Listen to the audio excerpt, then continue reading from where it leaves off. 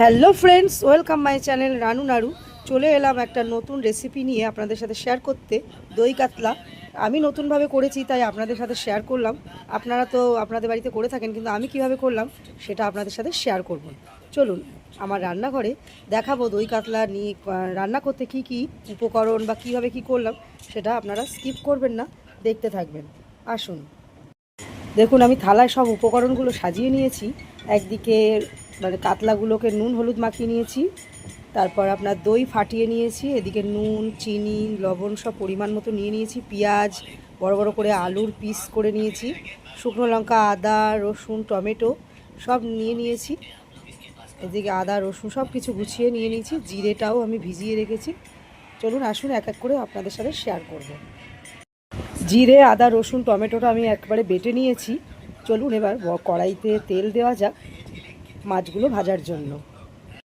এদিকে কড়াইতে তেল গরম করে নিয়ে মাছগুলো একে একে সব ভেজে নেব। আর গরম মশলাটা আমি শিলে বেটে নেব, তার জন্য রেডি করে নিয়েছি। কড়াইতে তেলটা বেশ গরম হয়ে গেছে, চতুর্দিকে কড়াইয়ের তেলটাকে মাখিয়ে নিলে মাছগুলো ধরে যাবে। কড়াইতে আবার মাছগুলো একে একে দিয়ে দিচ্ছি, দুটো তিনটে যেভাবে খুশি ভাজতে পারেন। দেখুন মাছগুলো সব ভাজা হয়ে গেছে, লাল লাল কড়কড়ে করে ভেজে নিলাম। মাছগুলো থালায় তুলে নিয়েছি। আর কড়াইতে হালকা করে জিরে দিয়ে দিলাম, আলুগুলো ছাকা তেলে ভেজে নেব।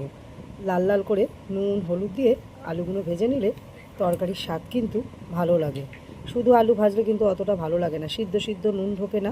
তাই আমি আলু ভাজার সময় নুন আর হলুদ দিয়ে আলুটাকে সুন্দর করে ভেজে নেব। এইভাবে রান্না করে দেখবেন, অবশ্যই ভালো লাগবে আপনাদের, কথা দিলাম।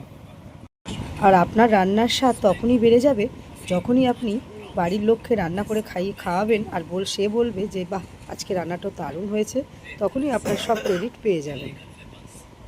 দেখুন আলুগুলো কিন্তু লাল লাল হয়ে গেছে, উপর থেকে আমি পেঁয়াজটাও দিয়ে দিচ্ছি। পেঁয়াজটাও একটু বেশ নরম হয়ে গলে যাবে, তারপর এর উপরে মশলাটা দিয়ে দেবো। আস্তে আস্তে কষতে থাকবো মশলাটা কষার পরেই তারপরে জল দিয়ে দেবো। দেখতে থাকুন। আর আমার বাড়ির লোকের রান্না করে খাইয়ে আরাম। সে খেতেও ভালোবাসে, খাওয়াতেও ভালোবাসে, তাই তাকে নানান রকমের রান্না করে খাওয়াতে আমার কিন্তু বেশ লাগে। মাঝে মাঝেই মাথার মধ্যে মনে করি আজকে তাকে কী ভালো রান্না করে খাওয়াবো। তাই নতুনভাবে একই খাবার নতুনভাবে তার জন্য আমি রান্না করার চেষ্টা করি। দেখুন কথা বলতে বলতে আমার মশলাটাও কত সুন্দর কষা হয়ে গেছে, পুরো একদম তেল ছেড়ে দিয়েছে। তারপরে জল দিয়ে দেবো। আপনারা চাইলে গরম জলও দিতে পারেন, ঠান্ডা জলও দিতে পারেন, কোনো অসুবিধা নেই। আর আমি মশলার জলটা ছিল আগে, ওটা দিয়ে দিলাম। বাটনা করার পরে ধোয়ার যে জলটা দিলে বেশি স্বাদ হয়। এবার আমি উপর থেকে জল দিয়ে দিচ্ছি, পরিমাণ মতন জল দেবো, যে আলুটা এমনি কষতে কষতে নানা সিদ্ধ হয়ে যায়। তারপরে যেটুকুনি মাছ দিয়ে ফুটবে সেরকম পরিমাণে জল দেব, তাহলে মাছের ঝোলের টেস্টটা হবে। খুব বেশি না কম না, মাঝামাঝি জল দেব। এখন আমি 1 চামচ চিনি দইয়ের মধ্যে দিয়ে, দইটা ঘোল করা ছিল তার মধ্যে মিশিয়ে দেবো। ঝোলটা যখন আলু সিদ্ধ হয়ে যাবে তখন দেবো, কেননা আগে যদি টক দই দিই তো আলুটা সেইভাবে সিদ্ধ হবে না। তাই আমি আলুটা সিদ্ধর পরে দইটা মিক্সড করলাম, তারপরে মাছগুলো দেবো, গরম মশলা দেবো, সমস্ত দেবো। তাহলে খেতে কিন্তু খুবই ভালো হবে। টকে তো আলু গলে না, তাই আমি এইভাবে করলাম। দেখুন আমার আলু টালু সব সিদ্ধ হয়ে গেছে, ঝোলও অনেকটা কমে এসেছে। এরপরে আমি মাছ ভাজাগুলো একে একে দিয়ে দিচ্ছি, কারণ একটু ঝোল না থাকতে দিলে মাছগুলোও সিদ্ধ হবে না। তার জন্যে এখনই আমি দিয়ে দিচ্ছি, দিয়ে ঢাকা দিয়ে দেবো। আর কমিয়ে দেবো, কমিয়ে দিলে কী হবে, ঝোলটা আস্তে আস্তে আরও নাহলে কমে যাবে। ওর জন্যে আমি এখনই দিয়ে এবার ঢাকা দিয়ে দেবো, মাছগুলো সিদ্ধ হতে।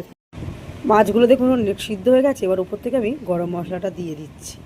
গরম মশলা না দিলে দই কাতলার কিন্তু আসলেই মজা নেই। এই গরম মশলাই আসল স্বাদ নিয়ে আসবে, আর বাড়ির লোকের হাসি, দুটো মিলিয়েই দই কাতলা একদম জমে ক্ষীর। আমার রান্না রেডি। এবার একটা সুন্দর পাত্রে ঢেলে নেব, তারপর দাদাকে সার্ভ করব। স্টিলের থালায় ঢেলে নিলাম। দেখুন তরকারিটা কত সুন্দর দেখতে লাগছে। চলুন দাদাকে এবার খেতে দিই, দেখি সে কি বলে, কত নাম্বার দেয় আমার এই রান্নাটাকে। আর এইভাবে রান্না করে ঘরের লোককে খাইয়ে দেখবেন, ঘরের লোক চেটে ফুটে সবাই খাবে। ভিডিওটা ভালো লাগলে অবশ্যই পাশে থাকবেন। দাদাকে চলুন, তারপর হয়ে গেছে, দাদাকে খেতে দিয়ে দিলাম। দাদা বলল ভালোই হয়েছে। আর ভিডিওটা ভালো লাগলে অবশ্যই পাশে থাকবেন। আর এই ভিডিওটা 2-3 দিন আগেকার, এডিটিং করা হয়নি বলে এই রেসিপিটা আপনাদের সাথে শেয়ার করতে পারিনি।